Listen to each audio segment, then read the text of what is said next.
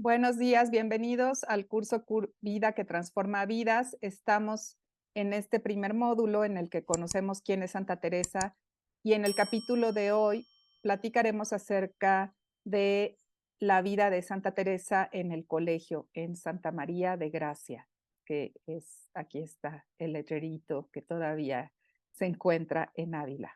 Les recuerdo que yo soy Claudia Morales Cueto, su acompañante en este espacio virtual de aprendizaje, pero la maestra es Santa Teresa de Jesús, porque vamos leyendo sus enseñanzas, como ella con mucha autenticidad, ternura, candidez, nos comparte sus experiencias de vida y nos anima a nosotros a también ir escribiendo acerca de nuestra propia historia con Dios. Y en el capítulo 2 leímos cómo Santa Teresa empieza a relacionarse fuera del hogar, que empieza a tener la influencia de una parienta que no era del agrado de la mamá, ni del papá, ni de la hermana, ni aparentemente de nadie más que de Santa Teresa.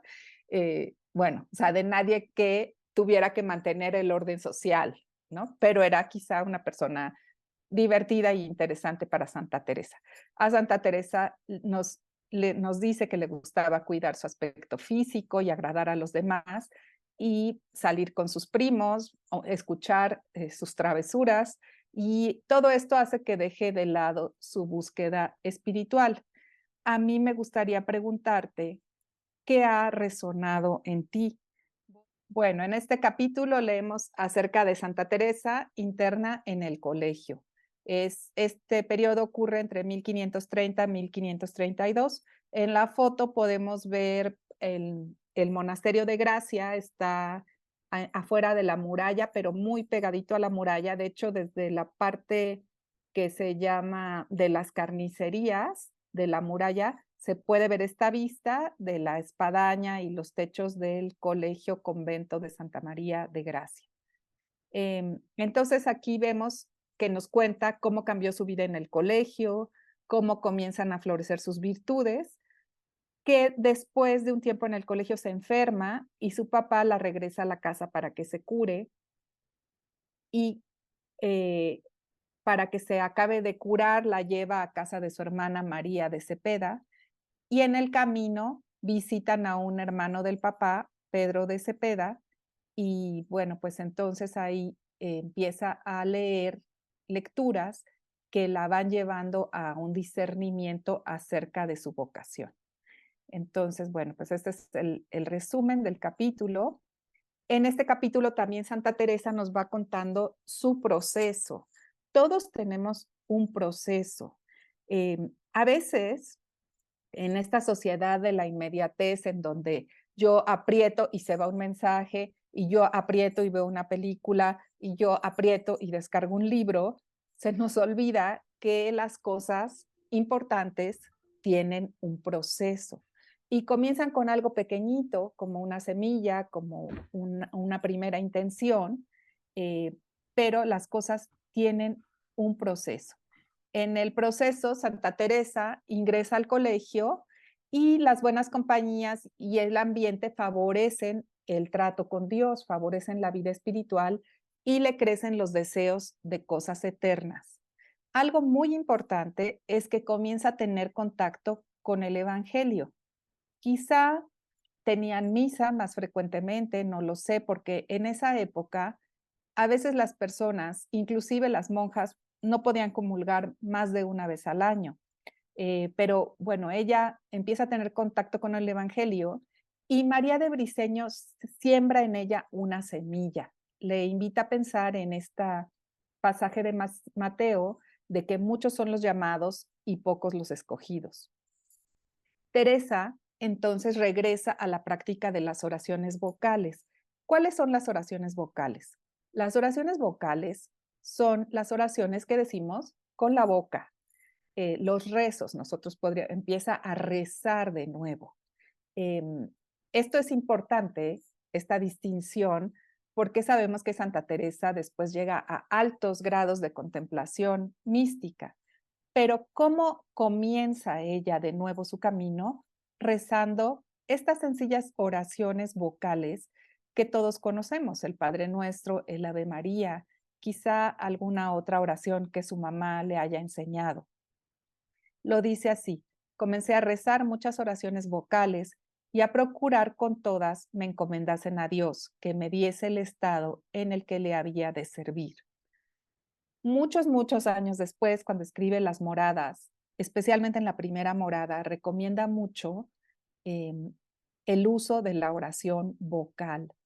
Aunque Santa Teresa fue una gran mística, no desprecia estas oraciones y voy a hablar de eso más adelante cuando sea nuestro momento de oración. Eh, Después, las circunstancias, o sea, el hecho de estar enferma y que su papá la lleva a acabarse de reponer a casa de su hermana, la lleva al encuentro con su tío, que le presenta lecturas espirituales como las epístolas de San Jerónimo, y empieza a conversar con su tío acerca del sentido de la vida. Y esto son conversaciones importantes siempre.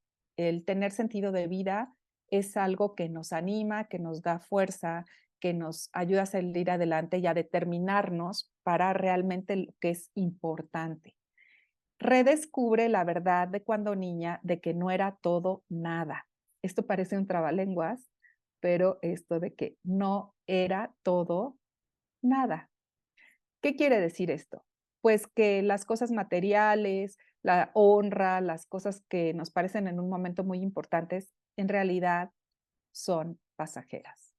Cualquier cosa que tú sientas que es permanente, pues no es, lamentablemente. O sea, em, a estas, nosotros, o por lo menos yo, pues este año, por ejemplo, he sufrido pérdidas, incluso de un sobrino que era muy joven, ¿no? Que cuando uno piensa que tiene toda la vida por delante, pues esa persona muere. A veces tenemos ciertos planes y muy asegurados y no suceden. A veces pensamos que vamos a tomar un avión y pues luego resulta que no. Y al final también nuestra propia vida termina, ¿no? Y eso no es algo para entristecernos, sino para vivir la vida con más propósito y también sabiendo que tenemos un llamado a unirnos a Dios en el amor para la eternidad. Entonces, bueno, Teresa se determina la vida religiosa, aunque lo hace más por temor servil que por amor. Nos lo cuenta ella en el capítulo. En este capítulo también nos habla de pequeñas ayudas. En el camino hacia Dios no vamos solos. Podemos encontrar varias ayudas y Teresa las menciona una por una. El contacto diario con la palabra del Evangelio. Nosotros lo tenemos todavía más fácil que Santa Teresa, porque Santa Teresa no podía tener acceso a una Biblia. Eso es algo que ocurrió como algo extraordinario para los católicos a partir del Concilio Vaticano II que se clausuró, o sea, se terminó en 1962. O sea, nosotros sí podemos tener una Biblia y portarla con nosotros. Santa Teresa no podía hacerlo, pero empieza a meditar las frases o cosas que le llaman la atención del Evangelio. Cómo lo hacía escuchando en la misa y leyendo en fuentes secundarias, como el libro de Flos Sanctorum, que se usaba mucho acerca de la vida de los santos. Entonces, bueno, ella empieza a meditar acerca de la palabra de Jesús y esto le ayuda a conocer realmente quién es Jesús, sus dichos y hechos y a lo que nos invita. Otra cosa importante es la compañía y conversación con personas que tienen el mismo interés. Quizá tú te reúnes con frecuencia con alguien que quieres practicar un idioma o aprender a coser o a aprender a pintar o simplemente intercambiar recetas o con alguien de tu trabajo.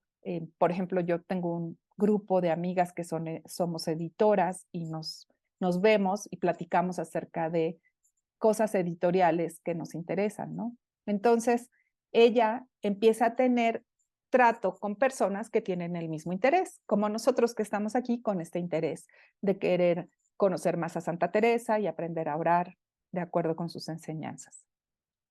Entonces, después también tiene otra pequeña ayuda, las buenas lecturas, las lecturas que le hablan del sentido de la vida y de la importancia de buscar nuestra trascendencia, y la oración vocal. Entonces, estas pequeñas ayudas están también a nuestro alcance. En el camino, Santa Teresa no va sola. ¿Quiénes son los amigos que la acompañan y en este momento son fundamentales para ella? Está María de Briceño. Aquí, esta pintura es una pintura que representa a María de Briceño con Santa Teresa. Fíjense que Santa Teresa aquí también tiene su aureola, aunque es la época en la que está en la escuela. Entonces, bueno, es para distinguirla. Está Santa Teresa con María de Briceño y María de Briceño presentándole el Evangelio. María de Briceño era más o menos 17 años mayor que Santa Teresa, o sea que era alguien en cierta forma cercano, como una hermana mayor, no era una monja anciana. Ella tenía más o menos 28 años y Santa Teresa tenía pues como unos 16 por ahí. Bueno, entonces María de Briceño es una monja agustina que era de una familia noble, tenía una hermana en el convento donde después, o prima en el convento donde después entra Santa Teresa. Y a mí me llama la atención que se murió después que Santa Teresa, se murió en 1584. Entonces me imagino que le habrá dado gusto después ver que Santa Teresa, ya que entró al convento y encontró su verdadera vocación, fue una fundadora. O sea, una exalumna de ella fue una fundadora y pues qué bonito, ¿no? Poder ser de ayuda para que alguien encuentre el camino de la plenitud. Otros amigos en ese momento fueron su tío Pedro de Cepeda, que también estaba discerniendo su vocación. Él ya era mayor, había quedado viudo y en esa época se acostumbraba que las personas viudas pudieran irse a retirar en los últimos días de su vida a un monasterio. Nos dice Teresa que se hizo fraile después. María de Cepeda, su hermana, que Teresa nos cuenta que se sintió siempre muy, muy amada por ella, y Juana Suárez, su amiga que está en el convento de la Encarnación, una amiga que lo fue toda su vida, y, o sea, incluso cuando después Santa Teresa decide fundar, Juana Suárez la ayuda, aunque Juana nunca se hizo carmelita descalza, pero siempre fueron muy amigas. Algo que nos hace reflexionar acerca de las imágenes que tenemos de Dios es esta primera conversión de Santa Teresa. ¿Por qué le llamamos primera conversión? Pues porque cuando era niña tenía todos estos deseos de Dios que luego abandona y aquí tiene una primera conversión, o sea, un primer regreso al camino al que Dios la llama, pero lo hace más por temor que por amor. En la época de Santa Teresa, recuerden que es la época de la Inquisición, no se hablaba mucho de un Dios que era amor infinito y que siempre perdona, como una imagen de Dios sana y amorosa que tenemos hoy en la espiritualidad del Carmelo. Teresa en realidad tiene miedo de condenarse y su primera conversión la hace porque no quiere irse al infierno. Así lo narra en este capítulo. Entonces, ella está consciente cuando escribe el libro de que en realidad la hizo el discernimiento de su vocación, lo hizo más por temor que por amor. Pero tiene una cita muy bonita que dice, aunque yo no estaba descuidada de mi remedio, o sea, de cómo mejorar, andaba más ganoso el Señor de disponerme para el estado que me estaba mejor. Ahí esta es la puerta por la que entró Santa Teresa al internado, en el Monasterio de Gracia también. Y hay esta placa, ¿no?, que dice, estuve año y medio en este monasterio de Nuestra Señora de Gracia, harto mejorada. Holgábame oírla a doña María de Briceño, cuán hablaba de Dios, porque era monja muy discreta y santa. Es una placa conmemorativa en el 4º centenario de la muerte de Santa Teresa. Entonces, en el capítulo 3 nos dice en qué trata cómo fue parte la buena compañía para tornar a despertar sus deseos y por qué manera comenzó el Señor a darla alguna luz del engaño que había traído. Pues comenzando a gustar de la buena y santa conversación de esta monja, o sea, María de Briceño, holgábame de oírla cuán bien hablaba de Dios, porque era muy discreta y santa. Esto, a mi parecer, en ningún tiempo dejé de holgarme de oírlo, o sea, siempre le gustó escucharla. Comenzóme a contar cómo ella había venido a ser monja, o sea, cómo se había decidido a ser monja, por solo a leer lo que dice el Evangelio. Muchos son los llamados y pocos los escogidos. Decíame el premio que daba el Señor a los que todo dejan por Él. Comenzó esta buena compañía a desterrar las costumbres que había hecho la mala y a tornar a poner en mi pensamiento deseos de las cosas eternas y a quitar algo de la gran enemistad que tenía con ser monja, que se me había puesto grandísima. O sea, esta compañía le empieza a ayudar al cambio de costumbres y a pensar en el sentido de su vida y a quitar algo de la gran enemistad, o sea, de las pocas ganas que tenía de ser monja. Tenía muy pocas ganas de ser monja. Y después dice, y si veía a alguna tener lágrimas cuando rezaba u otras virtudes, a alguna de sus compañeras o alguna de las monjas, habíala mucha envidia, porque era tan recio mi corazón en este caso, que si leyera toda la pasión, no llorara una lágrima. Esto me causaba mucha pena. Entonces, en este momento, Santa Teresa siente, en ese momento de la vida, que su corazón no se compadece, por ejemplo, al leer la Pasión, que su corazón está duro. Y bueno, ella dice que siempre fue difícil para llorar, no era como alguien que se enterneciera fácilmente, por lo menos en este momento de su vida. Y Claudia nos dijo algo interesante, ¿no? De la importancia de con quién nos relacionamos. Y de hecho eso está estudiado ahora de manera más profunda.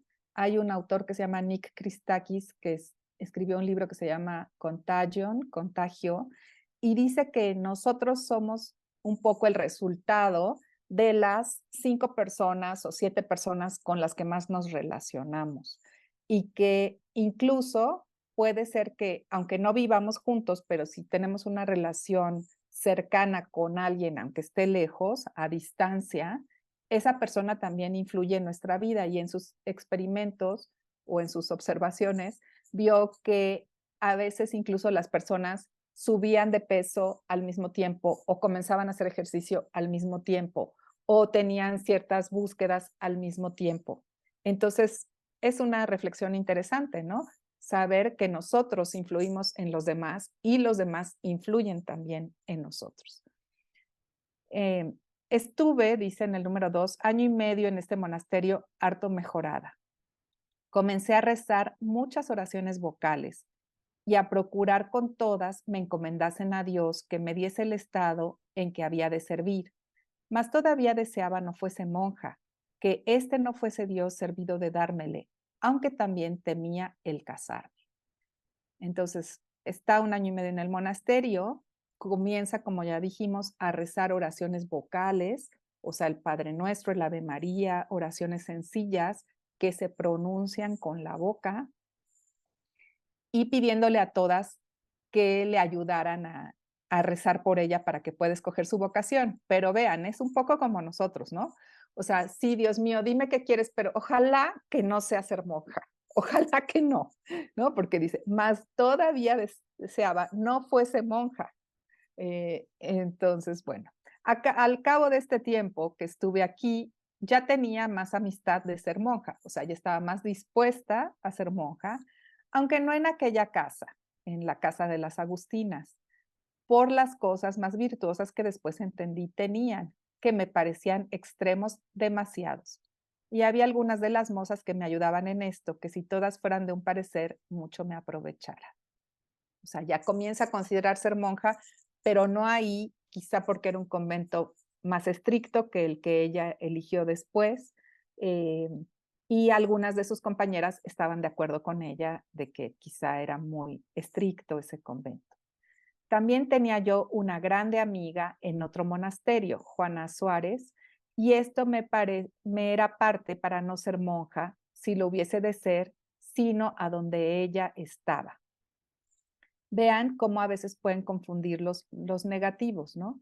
O sea, esto me era parte, esto me hacía de la opinión de no ser monja, sino donde ella estaba. Entonces, ese es el convento que ella elige, el convento de la Encarnación. Miraba más el gusto de mi sensualidad y vanidad que lo bien que me estaba a mi alma. En la época de Santa Teresa, la palabra sensualidad no tiene esta carga sexual tan fuerte que tiene en esta época. Sensualidad es lo que da gusto a los sentidos, lo que me hace sentir cómoda, lo que me da placer, pero en un sentido general. Entonces ella miraba más estar a gusto, diríamos, que algo que le ayudara más a su alma. Estos buenos pensamientos de ser monja me venían algunas veces y luego se quitaban y no podía persuadirme a hacerlo. En este tiempo, aunque yo no andaba descuidada de mi remedio, andaba más ganoso el Señor de disponerme para el estado que me estaba mejor. O sea, Dios está pendiente de ella está haciendo su pequeña parte, pero es Dios el que está cuidándola más. Dióme una gran enfermedad que hube de tornar a casa de mi padre. En estando buena, o sea, cuando se mejora, lleváronme en casa de mi hermana, que residía en una aldea, para verla, que era el extremo el amor que me tenía. Y a su querer no saliera yo de con ella. O sea, la hermana quiere consentirla, cuidarla, no quiere que se regrese a Ávila.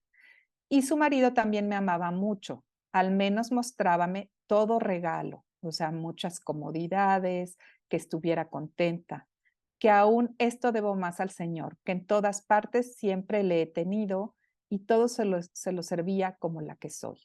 O sea, Teresa tiene esta capacidad de amar y ser amada, se deja amar, reconoce que las personas la aman.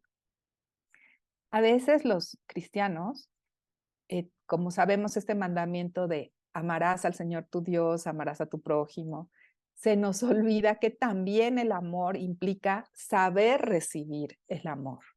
O sea, el amor es capacidad de amar y de ser amado. Teresa tenía esta capacidad de reconocer el amor que le daban. Así que pues también nos invita a eso. Estaba en el camino un hermano de mi padre, muy avisado, o sea, muy inteligente y de grandes virtudes, viudo, a quien también andaba el Señor disponiendo para sí, que en su mayor edad dejó todo lo que tenía y fue fraile. Y acabó de suerte que creo goza de Dios. Quiso que me estuviese con él unos días. Su ejercicio, o sea, en lo que ocupaba su tiempo, era buenos libros de romance. Ya comentamos la clase pasada que los libros de romance no son libros románticos, sino libros en castellano. Buenos libros en castellano, porque en esa época había muchos libros en latín y el castellano apenas se está fijando como lengua, entonces no se le llamaba castellano, se le llamaba romance. Y su hablar era lo más ordinario de Dios y de la vanidad del mundo. Estas son las conversaciones que yo le llamo las conversaciones del sentido de vida que tiene el tío con Teresa, ¿no? Hablar del sentido de trascendencia, de las cosas que pasan, de la importancia de tomar buenas decisiones. Y luego nos dice, hacíame le leyese. O sea, él quería que Santa Teresa le leyera, y aunque no era amiga de ellos, de estos libros que el tío leía, mostraba que sí, porque en esto de dar contento a otros he tenido extremo. O sea, con tal de contentarlo, ella fingía, vean esto, ¿eh? O sea, Santa Teresa fingía que le interesaban las conversaciones de sus primos en el capítulo anterior. Aquí fingía que le gustaba leer esos libros para darle contento al primo. Ella tiene esta característica que es como un rasgo de la inteligencia social de saber dar gusto a los demás, pero a veces lo lleva al extremo, nos dice.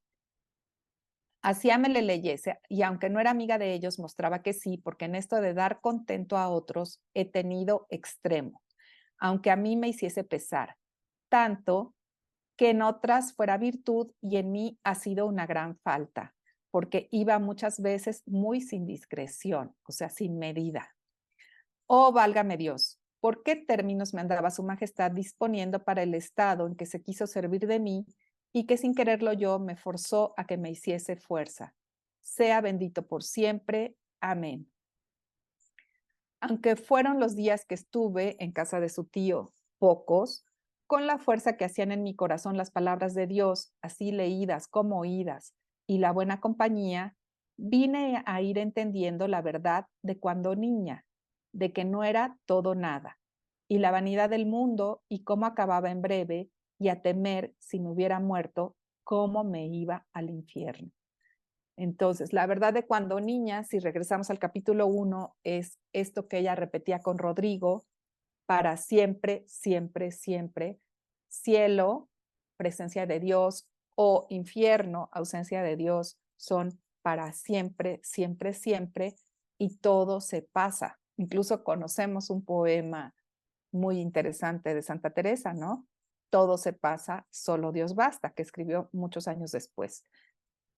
Pero esto, la vanidad del mundo, lo pasajero, lo que es permanente y lo que no, la hacen reflexionar en este momento de su vocación. Y también este temor, temor a vivir en el infierno. Y aunque no acababa mi voluntad de inclinarse a ser monja, vi que era el mejor y más seguro estado. Y así poco a poco me determiné a forzarme para tomarle. Como lo dijo Irene al principio, ella no toma esta decisión por amor o porque tiene grandes arrebatos místicos, no, lo toma porque es una razón, o sea, ¿qué es lo que más me conviene? A ver, apostar al cielo, aunque no me gusta mucho, entonces me esfuerzo para ello y se determina, que es una de sus grandes características, la determinación.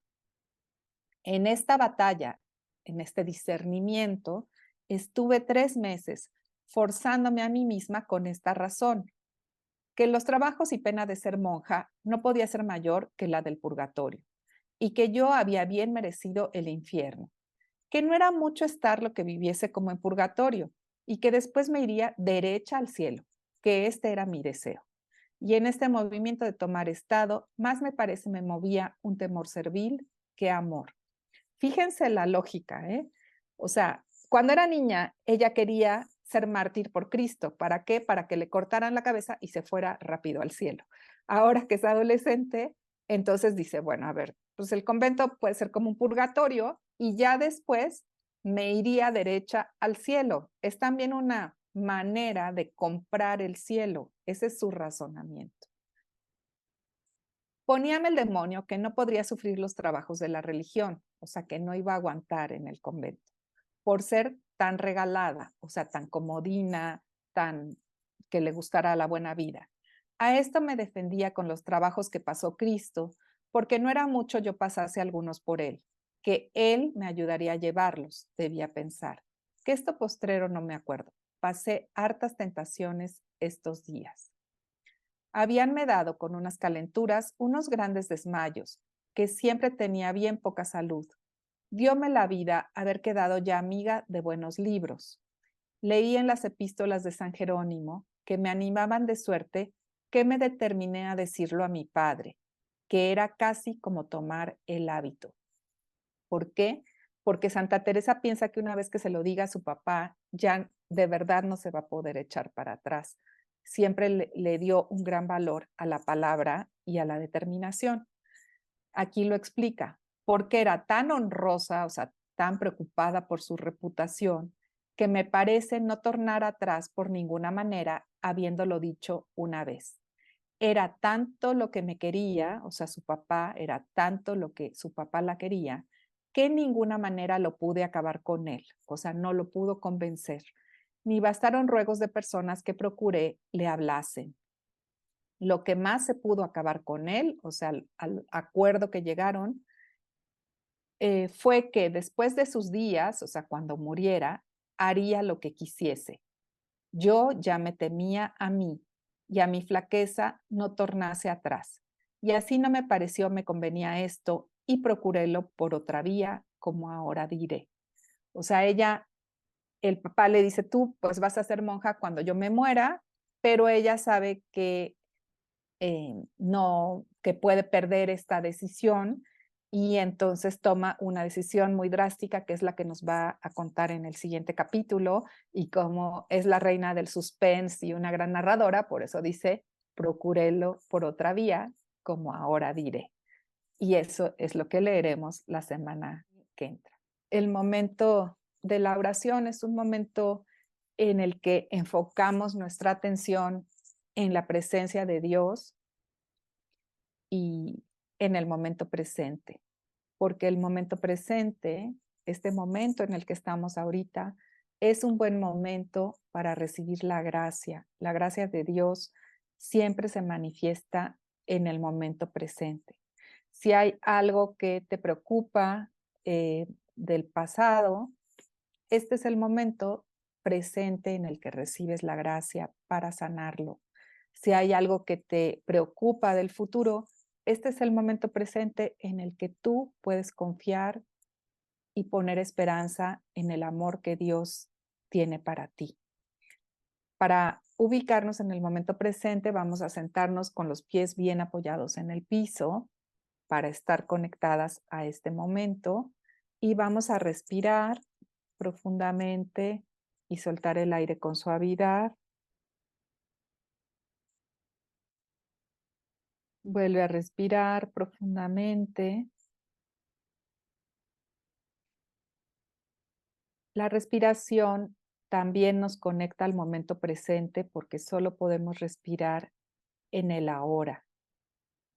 Si alguna idea, algún pensamiento, alguna emoción te distrae del momento de orar, regresas a la oración por medio de la respiración.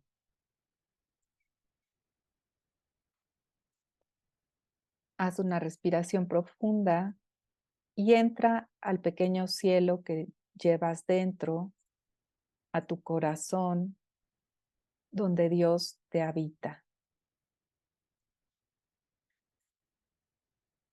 Ahí está Jesús, el Maestro, el que enseñó a sus discípulos a orar con el Padre Nuestro. Es una oración que incluye todo lo que podemos necesitar.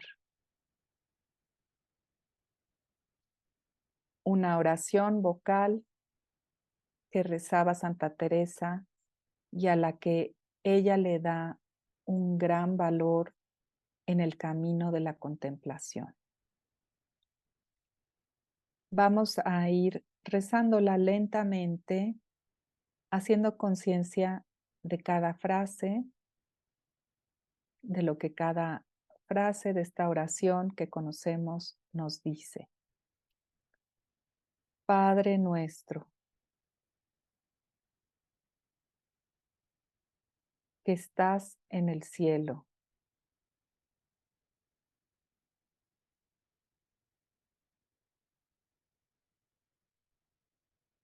santificado sea tu nombre.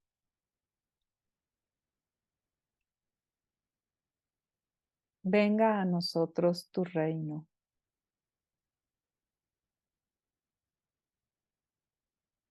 Hágase tu voluntad en la tierra como en el cielo.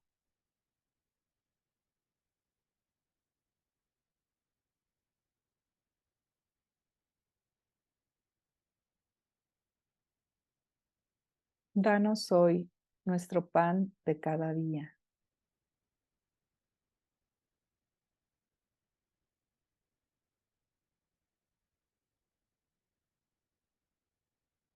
Perdona nuestras ofensas,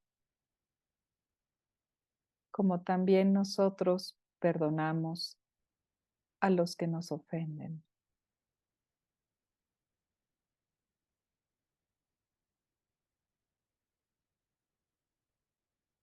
No nos dejes caer en tentación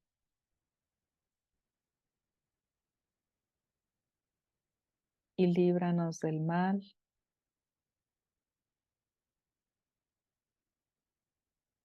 Amén.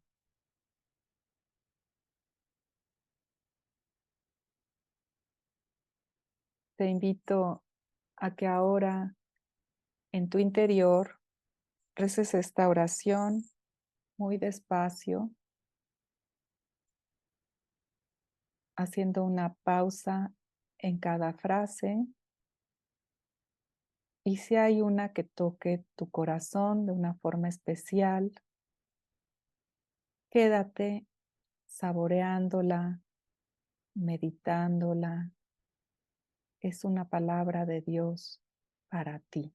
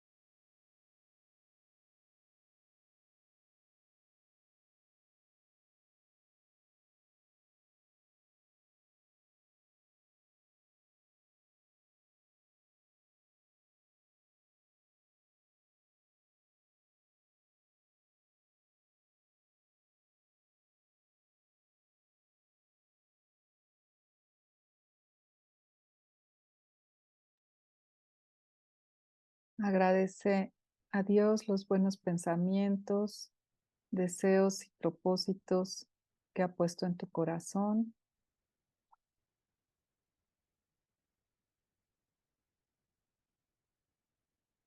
sabiendo que cuando dos o más se reúnen en nombre de Jesús, Él está presente. Encomendamos a todas nuestras familias, nuestras necesidades.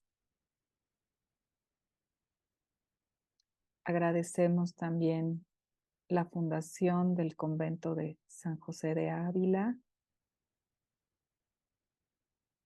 y pedimos por la salud de Rosy Goyas, una de nuestras compañeras,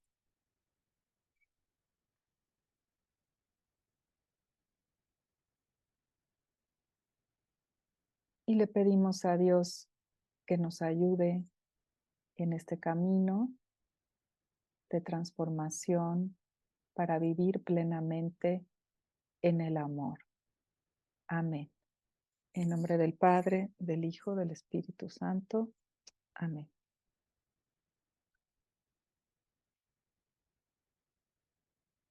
Bueno, vamos a tener esta semana estas pistas para recordar, reflexionar, meditar, orar y agradecer. Eh, pues aquí vienen los pasajes del Evangelio que marcaron la vocación de Teresa y la invitación a escribir en tu cuaderno de vida qué te dicen a ti estos pasajes en este momento de tu vida. También la invitación a reflexionar sobre la parábola de los viñadores, es Mateo 21, 28, 32, en la que pues está esta diferencia entre decir que vamos a hacer una cosa o comprometernos, ¿no? Teresa fue una mujer de palabra que honró su palabra y pues vamos a pensar nosotros cómo somos, de qué manera nos relacionamos con los demás cuando hay una tarea, un compromiso, cómo lo enfrentamos. La invitación para la oración esta semana es rezar el Padre Nuestro con mucha atención. Santa Teresa dedica la última parte de su libro de Camino de Perfección, más o menos los últimos 15 capítulos, a hablar acerca de lo que cada una de las frases del Padre Nuestro significa. Y en el Camino de Perfección, en este libro, en el número 25, nos dice que si ponemos atención a esta humilde oración vocal, podremos llegar a la oración de contemplación. Entonces te invito a que, pues siguiendo las enseñanzas de Santa Teresa, de regresar a la oración vocal, esta semana te des la oportunidad de todos los días rezar el Padre Nuestro con mucha atención. Y también a reflexionar si hay alguien que te haya acompañado y orientado, como María de Briceño acompañó a Santa Teresa. Escríbelo en tus recuerdos y agradece su presencia en tu vida. Y con eso, pues terminamos el capítulo 3, ya check, palomita.